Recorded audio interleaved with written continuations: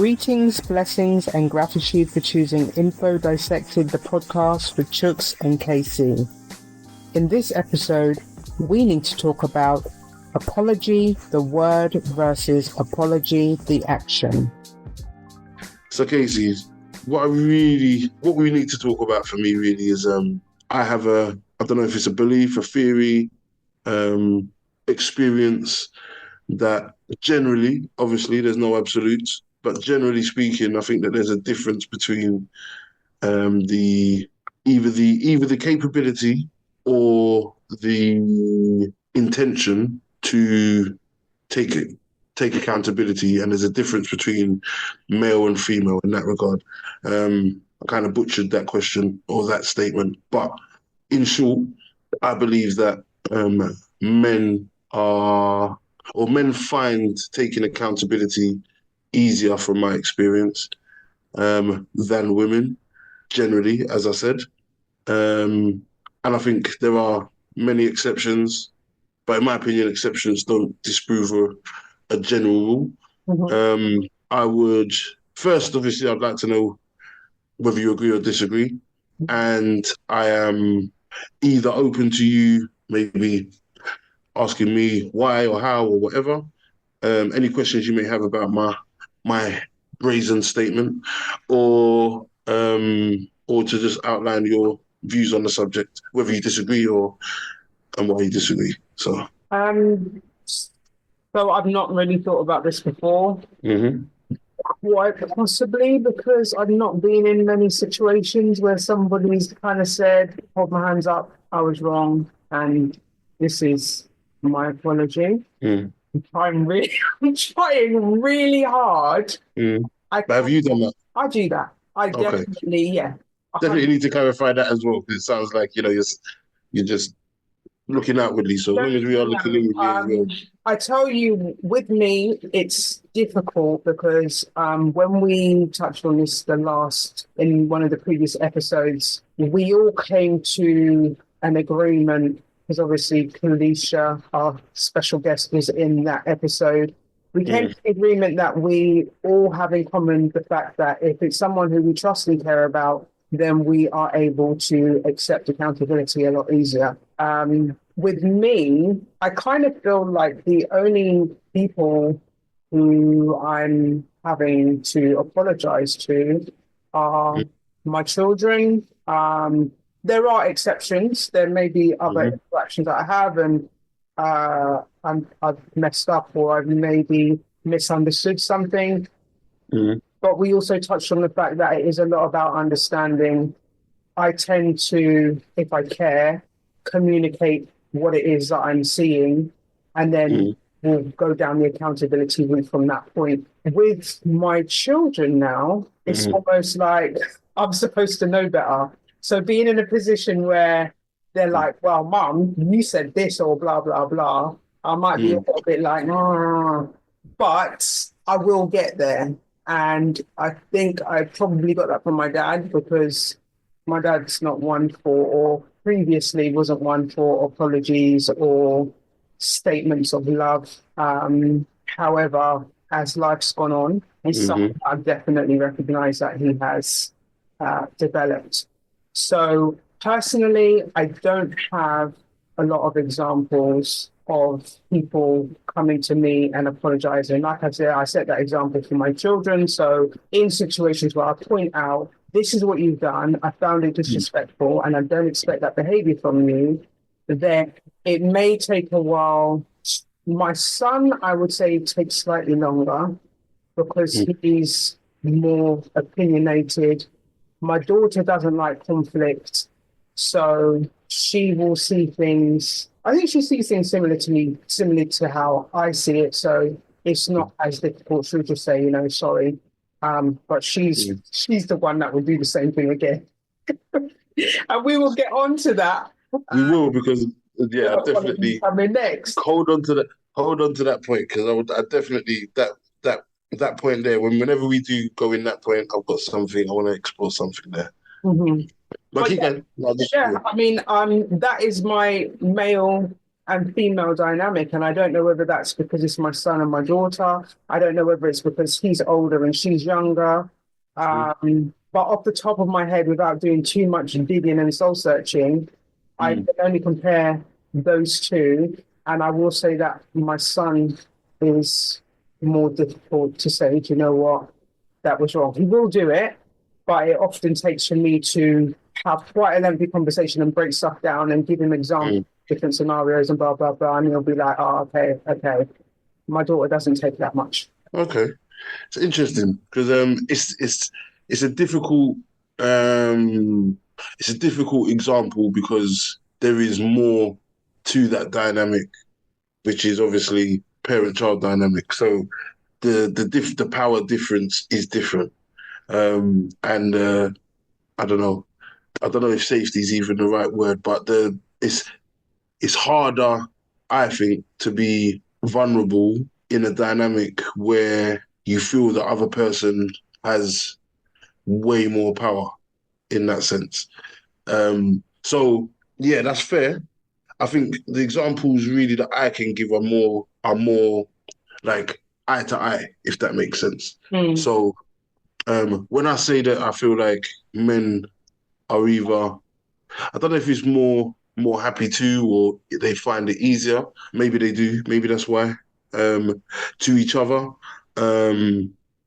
And That's a good. I think just you know what I mean. So I think in general, I feel like it's kind of calling back to one of our previous episodes where I talk about the hierarchy that is built in male relationships. Mhm. Um, there's it's an expectation that the only two options are if you mess up or you do something wrong, you either hold your hands up or no, there's three options then. You either hold your hands up and apologize and make it plain, or you fight, or you run and or hide. Those are the only real solutions to any conflict, I believe, anyway, in men. So you're either going to discuss it, take full accountability, ownership, and yeah, that, or you're gonna be try and do the wrong and strong thing, and we're gonna fight, or it's gonna go, or if it's even if it's not physical fight, it's gonna turn into a mad sort of conflict. You know what I mean? Or you're just gonna avoid it. We was talking about the avoidance, and you're gonna go hide somewhere. So that's the male-male, from my understanding. Mhm. When you have a male-female dynamic, maybe I can speak from even my experience and as well conversations I've had with other friends and people I know in that regard. Excuse me. That generally there's I find and let me make I man statement. So I know that see if I'm caught bang to rights, I don't know, I've done something or I've not done something that I'm supposed to do, and it's bang to rights. There's no confusion on my part Mhm. as to whether what I did was wrong. Um, there's nothing else for me to do other than to say, yeah, I messed up. Either what can I do to fix it? What do you need me to do? Or to just make attempts to try and be better and do better the next time something occurs. What I've found is that generally speaking, women can quite happily take something to the grave. Like they can be caught bang to rights in a lie, in a deception, in a mistake. Even doesn't even have to necessarily be an intentional thing in the moment, but the it's almost like the doesn't it maybe the fear of looking bad or not being the the person that either they think they are or that they are pushing showing the world is enough to sometimes it's almost embarrassing because it's like you know the truth and you're this person is thinks you don't know the truth for whatever reason, or even if they do think you know the truth, they think that if they argue it hard enough, or they cry, or they whatever, it's just going to either blow off, blow over, or the other person's going to believe that their eyes or their ears were lying to them, and that's what I have seen or experienced, not just in romantic relationships, just in general, something that I've seen. So I'm very interested to know, kind of in female dynamics, Mm. do you think do you think females are held to that same standard amongst each other? It doesn't appear so from the outside looking in. And I know you're in a lot of ways you're Miss Antisocial, and it's not like you're. I was gonna say, I think we need to get for this one because I probably am not the best person. Even if you go way back, I'm If sure you I weren't always anti. if I go way back, I'm just thinking about friendships that I had Yeah. that didn't work out for exactly that reason. What reason? It's women, yeah, like people who I thought were friends were not holding themselves accountable for what they had done. Like Mm, it's quite deep actually, because when you're saying to go back, and I'm thinking about scenarios, mm, a huge one for me was when um, my relationship broke down with the father of my children, and yeah. uh, because I'm a private person, I weren't out on the road saying, this is why I've left and he did this and that and the other. Mm, He was out on the road giving anyone who would listen mm-hmm. whatever story would make him look after himself. And Mm-hmm. I don't know whether it was because of that or because they were never really my friends to begin with, but they all sided with him. The man, because it was a very couples thing. So everyone who we kind of had round on the weekend was a couple. There was like two other couples, and one single person. But basically, everyone just commented. So now, when I'm in a situation where a cousin of someone who I saw as my best friend sided with him, I didn't hear a word from her. Like when I left, there was no, are you okay? No, what happened? No, do you need anything? No, are the kids okay? Like literally, it was just chop. Everybody was gone. And I'm like there with my two kids. My son was like 7, my daughter was 3 months old. And I literally had no one. Going from people who used to come around my house on a weekly basis, cook for them, barbecue, dominoes, cards, like everything, to like just nothing.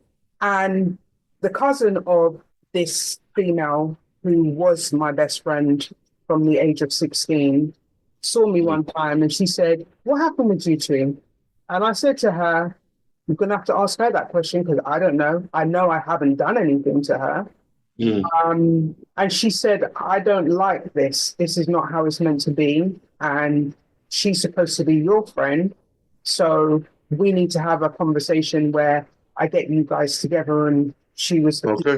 So I said, okay, cool. Arranged to go around the house, met up, and the whole energy of this brethren, I'm doing the quotation mark thing. The whole energy of this brethren was just defensive, just I knew I shouldn't have bothered. From I went in the room, I knew I shouldn't have bothered. And so her cousin started off by saying, you know, I'm struggling to understand how you two have gone from being best friends for like all these years. It must have been about 10 years at the time. And now you're not even talking. Like, what's happened? She didn't say a single word. I believe that's because she was waiting to hear what I had to say so she can then defend herself. She wasn't going to say, I don't know what happened. I just didn't make any contact with her. I knew her relationship had broken down. I knew she was vulnerable. I knew she had the kids. I knew she was all on her own. I know she didn't have a pot to But pick. why was she not going to? Why was she not going to say all that? Because that would be holding herself accountable. Okay. And she wasn't going to do that. And before this incident happened, was she somebody that did that surprise you that she wasn't willing to take accountability and just be honest in that regard? Or had you never been in a situation where that was required before? Never been in a situation where that was required. Like literally, we live like family. That was my sister as far as I'm concerned. There was nothing I wouldn't do for her. Like literally nothing. And even the other female who was in the group but single, she was the one who introduced me to that person. And in the end, me and that person became brethren differently, where she would come around and check me even when the other one weren't there. Another incident with her was she called me. She used to drive. Well, I haven't said any names, so whatever. She used to drive with no license, right? So she calls me up and she says, she's in tears. She calls me up. She says, "Hey, you're not going to believe what's just happened." I said, "What's happened?" She said, "I've just hit somebody's car." I said, "Did you stop?" She said, "Yes." I said, "All you need to do is go to them and explain that, obviously you're sorry it's an accident, but you don't want to go through insurance and you will pay to get their damages done. They just need to get a quote, get a phone number, exchange phone numbers, and do it that way." She said, "All right, cool." She come back and she said, they've accepted that, but I think it might have been like the following, later on in the day, she said, like, they're telling me it's £250 to fix the car. And I don't have no money. Believe me when I say, I took my children's nursery fee and lent to this girl and said to her, "Give the people the money to get their car fixed and give me back the money at the end of the month or whatever when she gets paid. I will speak to the people at the nursery and wherever." Gave her the money. People then car got fixed. Everything hunky-dory. She did give me back the money. But what happened then was the brethren who introduced her, my best friend in quotation marks, was going away on holiday a couple of weeks later. She said she was leaving the car with us. I had the babies at the time, and this girl is a single girl. So she said she's leaving the car with us. Whoever needs to use the car, use the car. I've got my license. I got my team right. So she had the car. I call her up and I say, "Yo, Regin, it's all right if I use the car today because I've got to go to, I don't even remember where had to go to, but I need to use the car." She's telling me she can't give me the car because she needs to take her mum shopping. I can't remember where I needed to go, but I know it was of imperative importance. I also know that this person's relationship with their mum was not a good one. So at that point in time, I feel like maybe she was just trying to, take her mum out and kind of, "Oh, I've got a car and rare. My point is that 2 weeks ago, when you could have been getting lock up or all kind of thing, like could have had personal injury claim and all these kind of things if it really got to that. Me that you call barling to, it's me that helped you without even having to bat an eyelid. Like, this is a problem. This is what we're going to do. And I'm asking you for the car. You ain't got no license, and you're telling me you're using the car to take your mum shopping. I said, "All right, then, cool." That same person, after that, our friendship wasn't ever really the same. And even, like I said, with the breakdown of my relationship, my best friend and my relationship when that happened has, I've probably seen the woman one time since, and we're talking about 13 years now. I would never even have the expectation of either one of them. And I'm now talking about the fact that, even though that incident with the girl who I lent the money to, there was other stuff that she did. But as far as I was concerned, I wasn't going to mash up our whole network just because I have issues. I just know where I stand with you and where to have you and what I will and won't do for you anymore. Did I ever get an apology? Did I ever get an acknowledgement of anything, anyone holding themselves accountable? No. Did I? But would that have done something for you? The girl who I lent the money to, I don't believe so, because like I said, there were a series of things that she did that I thought were out of pocket. And so I just we came to the realization that maybe she's just that kind of character. Not to say that I didn't enjoy her company, not to say that we didn't have like catch beer joke and all the rest of it, but we would be cool and then she would do something. And then I'd forgive her and then we're cool again and she'd do something. And I can't say that I was getting apologies when I was accepting her back. I'd more say it was just, everyone's coming round. So she kind of comes round and just chats and blah, blah, blah. Your best friend now, if she had given you... If when I went round to the house with her cousin, she said, "You know what, Kay? I didn't even know what to do in that situation. My husband was listening to what your baby father was saying. I didn't know what was going on because you didn't communicate anything to me. All I knew is that Mm-hmm. you're taking the kids and gone. But even if she came down that route, Mm-hmm. I would have said, you know what? I know I'm the type of person to just keep my business to myself. So, and you're not a mind reader. So, Mm-hmm. you know, I would have come to, I mean, in my heart of hearts, I'd be thinking Of course. that No matter what, you should you, have still at least checked to see if my you kids should, are yeah, all right, or checked to see if I ain't jumped out of my bedroom window and said, "Fuck, forget it." exactly. I know, yes, I hear you. But the thing about it is as well, like as my best virgin, you Mm, should have heard what he was saying, and something in your head would have said to you, "That's not my virgin. My virgin mm, wouldn't do that. My virgin wouldn't say that." Like anyone who knows me, him coming with what he was coming with, you should mm, be able to say, and something that I come close to tears about every time I think about it was in that same situation. mm, I must have left about maybe 4 or 5 months. I was on a high street. I was coming out of a shop as my hairdresser. Well, I didn't have a hairdresser at that time because I was black. But my previous hairdresser saw me and she said, "How are you?" And I said, "I'm all right, because I don't know if she knows my business or not. mm. And I'm not about to chat my business. So I said, "I'm all right, as I do." Literally, I'm trying my This hardest to time, not this time I ain't even like got bread in my yard, but I'm rush. good. And she says, I heard what happened. Before I could even say anything to her, she said to me, "What did he do?" That Mm, was my hairdresser. And I wanted to just bawl because out of everybody who I know, out of everybody who I considered a virgin, she was the only one that looked at the situation or heard what she heard and thought, nah, I'm not like, not this. They don't nah, just go like that. I'm not having none of that. I know, even just from the way she come in and sit down and mind her business and gets her hair done, and she's not in the passa and she's not in the one bagger tear. Like she's Mm, like, what did he do? Because I know you didn't do anything. mm, Literally, I had to fight back the tears, and this is probably the first time I've had this conversation or spoken about it and not felt like something's tugging at my heartstrings because yeah, literally, I that's a would huge thing. have. What's that?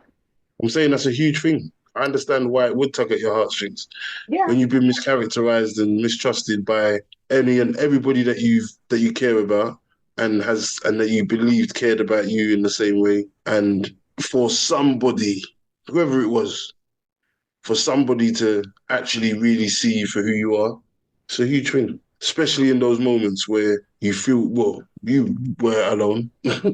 You were alone, but you know that even when you feel alone, however it is, Mm. you know what I mean? Like I was saying the other day, you can feel alone in a room full of people. But when you actually are alone in any regard, when somebody does actually see you and you are even vindicated, sounds dramatic, but you know what I'm trying to say. Yeah. I completely understand how emotional that would be and how needed those moments are in situations like that.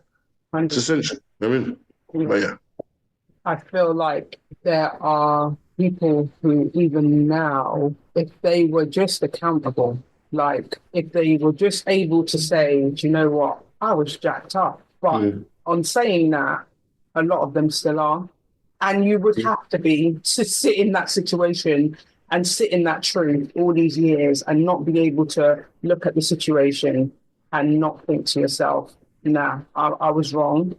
And this person is owed an apology. let me ask you something now, right? So when we talk about accountability, yeah, Mhm. and we talk about apologies and we talk about people, yeah, acknowledging their wrongdoings, what happens what happens when they don't believe they've done something wrong?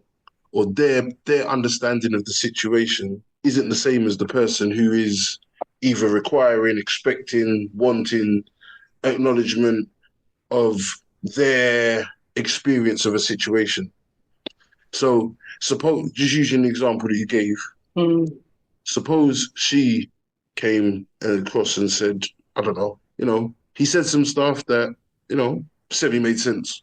Like over the years, I remember one time when we was 15, you did X, Y, and Z, or whatever. No one Whatever. I know. talks about me. Like, I'm not I even hate joking. I'm not even joking. No one can say, remember when you did this? Like, literally, I'm out here minding my business, have been for day one. What hurt the most was her argument and her defensiveness was to repeatedly say, you could have called me. You could have called me. Everything that I said to her, all she yeah. kept saying was, you could have called me. And I'm saying to her, Gretchen, quotation marks. I just like my world is just like, are you? I can't even talk. I can't even talk right now because Yeah. I was just dumbfounded. I was Yeah. gobsmacked. Yeah. Even her cousin was like, "Are you all right?" Like she couldn't even believe what she was hearing. Yeah. And I Do left. you think that was shame? Do you think that Um, was shame, or do you think she just actually thought she believed what that was her reason for not contacting you, that you didn't contact her, or do you believe that whatever the reason was, now it's like that's the only way to avoid having to take accountability? I believe it was hard for her to hear what I was actually going through because, admittedly, she knew I'd left. Mm, Whatever his story he gave her for why I left was whatever he told her, but she didn't know what transpired after I left. She didn't know that I didn't have any money, that I was with the kids with no gas or electric. Like she wasn't aware of the extent of everything that followed me leaving. And mm, what I would say to that is even if you weren't aware of all that other stuff, mm, we had a friendship before he came along, and I wouldn't do that to someone. I really wouldn't do that to someone. And it's not even the first time that scenario. Well, it's not. It was the first time, but it wasn't even the last time I've been in a scenario where someone I considered my best friend again just started moving shaky and weird. And mm, when people move like that, I can only feel like the way I am makes them feel uncomfortable. They're not in a position to think about a situation and think better of a person. Their mind is okay. in a negative space, or they've been exposed to negative things, or they have a negative soundtrack playing in their life. And so when they're told certain things, and some people gravitate towards drama. So when they're told certain things, it's almost like, is it really? And then they're ready to jump on phone and give a next version, and then they turn into Chinese whispers. And by the time the Mm, text person's heard it, it's some whole piece of bangarang. Like I don't know what people get from it. It is very sad. Um, but if we stay on the track of accountability, mm, and why I only have my kids to make the comparison, it is literally that I've been disappointed so many times by the mere fact that someone couldn't just say that was rubbish of me. Like seriously, I could have done better, and I will do better, and actually do better as well. yeah. That's the other part of it as well. Like how much does, because I was having a conversation with my sister earlier and talking about this a sense of, is an apology authentic if there's no action, and can you is there a way to hold back on the apology until the action has been put forth, or do you have to apologize as soon as possible? I prefer no apology and I see some action, to be honest. Like, Cool. I had a feeling you'd say that, if I'm honest. yeah, you wouldn't even need, because I've forgiven people without an apology and there weren't even an action. I've forgiven them for their own sanity. Because if I was sitting there preying them like you did what to me and you're out there having a jolly good time, like if yeah. I've had to accept apologies I was not given. In the instance where I'm given an You're better than me, apology, boy. yeah, Yeah, no. like I say, it's for my All own. apologies I was given a certain time I don't accept. And is that because it's not backed with action, or is it because you feel it's not coming from a sincere place? Could be many reasons. It could also just be what you done was so heinous and crasses. Your words mean nothing. Your words can't fix what you did. Like, Fire and brimstone. I would have burned you up if I could. oh my God. Yeah, Yeah, trust me. Tell a man punch me in my face at 15, I would lick them down if I could. I hear that. I hear Um, that. grudgeful.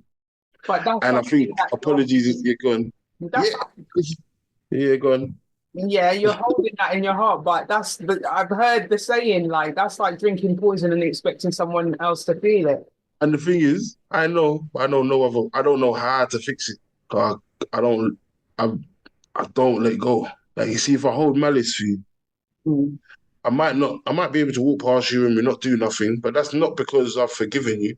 That's because the way my life is set up at the moment, I can't really afford to do what I would want to do.